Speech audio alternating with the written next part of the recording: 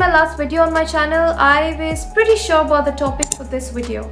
But it was not until the last few days that I started working on this video seriously. Now, was I procrastinating? Was I being lazy?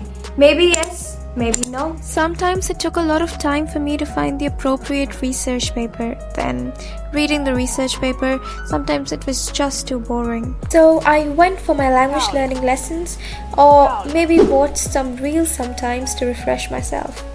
There were a lot of reasons. Maybe I'm just making excuses for being lazy in my work. If you can relate with this situation and you're struggling to keep your life on track, then this video is meant for you. I promise this video is going to change your life provided you implement whatever I say without skipping the video. In this journey of lazy to laziness detox, we'll first discuss about what is the actual problem in a broader sense. Procrastination is when you put off things till the next day or maybe tomorrow.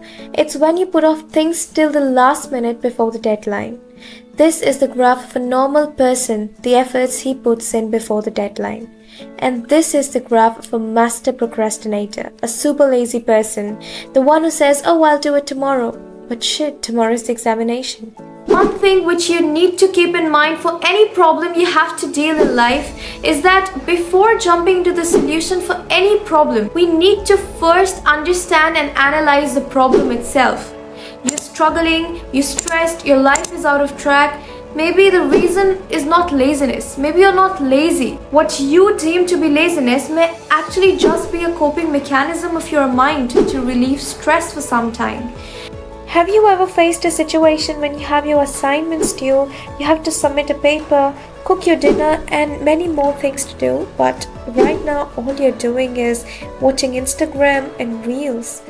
You may be wondering, why the hell do I do this every time? So let me answer you. Because you have so many things on your plate, your mind is overwhelmed and stressed. And different people have different ways and mechanisms to deal with that stress. Two psychologists, Endler and Parker, have researched 3 general kinds of coping mechanisms which are found in people. Your task right now is to listen to all of these 3 coping strategies through the story of these 3 friends and understand which one of the 3 do you relate with the most. There are 3 friends, Eric, Aaron and Lisa, who have the examinations tomorrow and they haven't studied for the examination, so they are stressed. Because of stress, Eric decides to analyze the previous year question papers and study only those topics. This is the problem-focused strategy in which a person tends to relieve one's stress by focusing on the solution to the problem. The best kind of strategy, I think. Aaron says to himself that there's no time, so there's no point of studying right now, so let's just enjoy the time for now at least. Aaron is following the avoidance-oriented coping strategy, wherein in order to deal with a stressful situation, you completely deny its existence. You tend to avoid the problem itself in order to relieve stress for some time. Lisa, in order to calm herself down, does some breathing exercise and meditation. This is the emotion-focused coping strategy in which you deal with your stress by focusing on your own emotions. That is, you basically try to calm yourself down in order to relieve stress. Straightforward one. Since you all are watching this video, so I assume that you all are struggling with procrastination and laziness. You'll be associating yourself more with Aaron. You'll be finding yourself in Aaron's shoes. Just like Aaron, in face of a lot of tasks piled up, you tend to avoid the situation and the problem itself by looking for distractions like Netflix, Instagram Reels, YouTube, or just anything else you do to waste your time. Yes, that's right. You are struggling because right now you're in Aaron's shoes and you got to transfer to Eric's shoes. You have to get Eric's mindset in order to deal with this problem altogether. Why does the problem occur in a narrower sense? The starting barriers. Now I'll be listing 7 starting barriers why you may be procrastinating, and your task is to identify yours. Now this is going to be very important, so please take note of these. Confusion. I don't know what to do. Sometimes you may be procrastinating because you don't exactly know how to take the first step, or you may be confused about what exactly has to be done in a particular task. Neurotic fear. I just can't do it. Maybe you're procrastinating or being lazy because you are in a situation where you've already accepted the fear of not being able to complete the task before the deadline. Fixed mindset. I may fail or look stupid. Sometimes you may be procrastinating because you want to complete a task in the most perfect manner possible so that you don't make any mistakes and look stupid. Lethargy. I'm too tired to work. Sometimes you may think that you are too exhausted to work today, so you'll wake up tomorrow fresh and complete the task altogether. Apathy. I just don't care. Maybe you're procrastinating because you've already convinced yourself that the task isn't too important for you and your life will just go on even without completing it, so you just don't have to care. Regret. It's too late. Maybe you're in a situation where you've lost all your hope of being able to complete the task on time or before the deadline, so you just give up on putting any efforts to complete it. Identity. I'm lazy. Once you attach an identity to yourself, it sticks with you and you subconsciously do things to keep up and obey to that identity you've attached to yourself.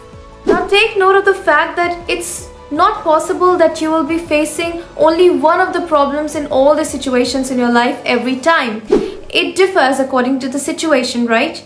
So if you're putting off work in one situation because of confusion, you may put off work in the other situation because of apathy or regret. So it's important that you analyze yourself according to situations. The solution to the starting barriers. As we've discussed earlier, before laziness comes the problem to start. How are we going to deal with all of those 7 problems we listed earlier? I've got your back. Confusion. I don't know what to do. The solution for this starting barrier is to just stop thinking and start doing the task. Keep figuring out the next little step to be done along the way until you've completed the task. Neurotic fear. I just can't. In this starting barrier, think of all those times when you had the same thought that you won't be able to do something, but how at the end you succeeded in it. Use all these thoughts as a fuel to get started at your work. Fixed mindset. I may fail or look stupid. In life, always remember that, I quote, with the right mindset we can't lose. We either practice what we've learned or learn what we need to practice. Nora. In life today, the seemingly most perfect and the most successful people focused on learning and not being perfect were inculcating a growth mindset. The Japanese technique of Kaizen can definitely prove to be helpful, which I've talked about later in the video. Lethargy. I'm too tired. The trick to combat with this starting barrier is to tell yourself just one more. Just to write one more page, just one more push-up until you're good to go and complete the task. Apathy. I just don't care. In life, we all care about something or the other. The task you're procrastinating may also be related to something you care directly or indirectly. Your task right now is to find out what this connection is and use this connection to enhance the importance of the task you are procrastinating. For example, you may not care about the homework you're procrastinating, but you may care about passing or failing the semester. Use this connection to get your homework done. Regret. It's already too late. In life, we need to keep in mind that if the best time to start something is already gone, the second best time is only now. Always remember that, I quote, the pain of inaction stings longer than the pain of incorrect action. James Clear. You don't always get the best time. Sometimes you have to make the time best for you. Identity. I'm lazy. When you recognize yourself with a particular identity, you do things to keep up that identity. This is called the confirmation bias. So use this in a positive manner. Tell yourself as well as others that you're active, organized, and you do things on time, and your subconscious mind will work accordingly. Solution to the main problem of procrastination. I was able to read a really great book while making this video. It was the Procrastination Equation by Pierce Steele, so I really recommend you that. According to that book, procrastination occurs due to the lack of motivation. And motivation is influenced by these factors. Oh my god, please don't skip. It's no maths really. E stands for expectancy. Expectancy is how much you believe you'll be able to complete the task. That's basically the trust you have in yourself that yes, I can do it. D stands for delay. Delay is the extent of time you've got in your pocket before you ought to complete the task. So the more time you have before the deadline, the more likely you are to procrastinate, the more likely you are to lose your motivation. I stands for impulsiveness. Impulsiveness is basically the lack of self-control. It is the inability to delay your gratifications. For example, if you have your exams tomorrow, but you have to watch your web series, then a person high on impulsiveness will go for watching the web series, leaving everything to destiny and God for your examination. V stands for value. Value is easy. It's the value of the task that you have to accomplish or you have to do. How important is that task and how much it means to you in that current situation. Expectancy and value are positively related to motivation. That is, the more trust and self-belief you have and the more important the task is, the more likely you are to be motivated. And the more impulsiveness, that is less self-control you have, and the more time you've got before the deadline of the task, the less likely you are to stay motivated. And a scary thing is that this impulsiveness is actually a great indication of a criminal personality. But if you want to get more information about that, you can check out this video on my channel with English subtitles. So motivation and procrastination depends on high expectancy, high value, low impulsiveness, and low delay. Now we'll talk about some management techniques. Island hopping. It feels good when you get small successes continuously, right? Like when you start getting views on your YouTube channel, you start making more videos because that's a kind of appraisal you get and you want more of that, right? Island hopping is the same. In this, you divide a big task into a number of smaller tasks. Once you're able to complete a small task quite easily, you get the appraisal as well as the energy to do more tasks until you've completed the entire task. You must have heard about creative visualization, in which you visualize the task as if it was already done, maybe to get an appraisal or manifestation. Creative visualization, in order to make you understand, is more like building castles in the air but more in a realistic manner. So it's like building castles on land. Instead of just dreaming and falling asleep in all of these pleasant dreams, he also talks about mental contrasting. Mental contrasting is usually done after creative visualization. It is to imagine the negative, to imagine what negative consequences would happen if the task was not done. This is to create a positive fear to stimulate and complete the task. Kaizen is a Japanese technique of daily small improvements. If we improve ourselves by 1% every day, we will be 37% better at the end of the year. So, just aim to make yourself better by 1% than yesterday. Creating environment. We have already talked at length about the starting obstacles, but a general solution that actually works is to create an environment where you can actually start and complete a task altogether. The environment minded.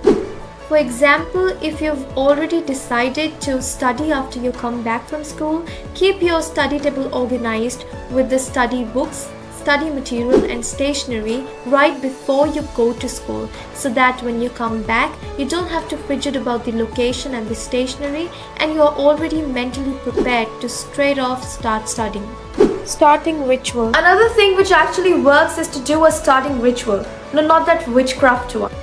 You've got a very hefty and boring task on your hand, but you have to complete it. So you tell this to yourself that you'll just be working for 5 minutes. 5 minutes isn't much, right? It's bearable. 90% of the times you will be working for much more than 5 minutes and may even get your entire task completed. 2 minutes rule. This one is my favorite. Have you heard about the 2 minutes rule? According to this rule, if you get a task in your hand, start by analyzing the task. If the task is of less than 2 minutes, complete the task then and there rather than putting it off till the next time. It will be very helpful and it help in increasing your efficiency, I promise. Mission accomplished. You are officially Laziness Detox. You can move ahead in your life as you are a fresh person now. Maybe consider subscribing to my channel so that whenever you get lazy again, you can come back here for a therapy. You'll find me here every time. Wait. Before switching to another video, please reply to my pinned comment to help me know whether I should make my videos in Hindi or continue in English itself. It's really important. I'm struggling with this question. Also, I would love to make videos on the problems you are facing, so please provide some suggestions.